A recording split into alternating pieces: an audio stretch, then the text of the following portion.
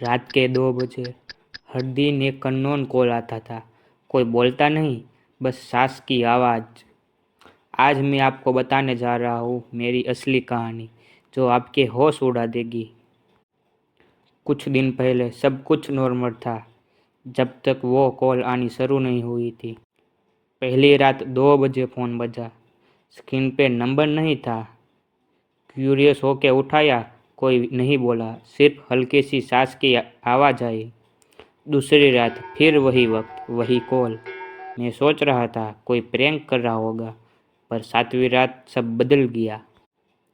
जब मैंने फ़ोन उठाया, एक औरत की आवाज़ आई। उसने कहा, मैं लौट आई हूँ।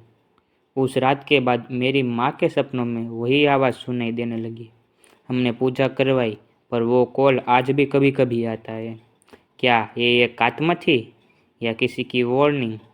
आप क्या सोचते हो? अगर आपको ये कहानी पसंद आई हो तो प्लीज़ लाइक करें, कमेंट में अपनी राय दें और चैनल को सब्सक्राइब करना ना छोड़ें। ऐसी और कहानियों के लिए हर हफ्ते जुड़े रहिए मेरे साथ। अगली